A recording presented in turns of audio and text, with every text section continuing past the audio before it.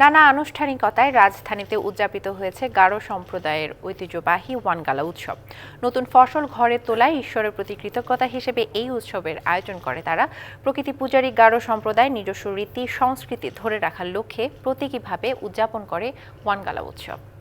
অগ্রহায়ণে ঘরে এসেছে নতুন ধান, চলছে নবান্ন উৎসব। তাই ঈশ্বরের কাছে কৃতজ্ঞতা প্রকাশ করতে গারো সম্প্রদায় আয়োজন করে ওয়ানগালা উৎসব। ঐতিহ্যবাহী পোশাক ও রীতিতে নেচে গিয়ে ঈশ্বরের কাছে নতুন ফসল উৎসর্গ করে গারো সমাজ।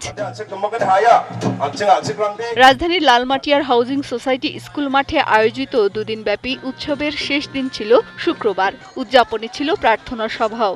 এবং এই দিনটি হচ্ছে সেই দিন যেন আমরা প্রভুর কাছে তার আশীর্বাদের জন্য আমরা ধন্যবাদ জানাই। গারো সম্প্রদায় প্রকৃতি পূজারী হলেও এখন বেশিরভাগই খ্রিস্ট ধর্মে দীক্ষিত, কিন্তু তারা তাদের ঐতিহ্যকে ভুলতে চায় না। আমাদের সেই সংস্কৃতি, আমাদের সেই জীবন আচরণ আমরা এই প্রতীকী আয়োজনের মধ্য দিয়ে আমাদের প্রজন্মকে জানাতে চাই আমরা কি ছিলাম, আমাদের আদি পুরুষরা কি করত, কিভাবে জীবন যাপন করত, কিভাবে সংস্কৃতি চর্চা করত। এই দিনটিতে সবার মঙ্গল কামনা করেন গারো সম্প্রদায়ের মানুষ। এই উৎসবকে ঘিরে ছোট বড় সকলের থাকে নানা প্রস্তুতি।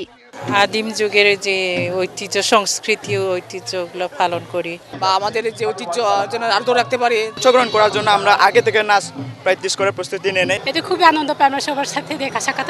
ওয়ানগালা অনুষ্ঠান ঘিরে গারো সমাজের ঐতিহ্যবাহী পণ্যের পসরা নিয়ে আয়োজন ছিল মেলার।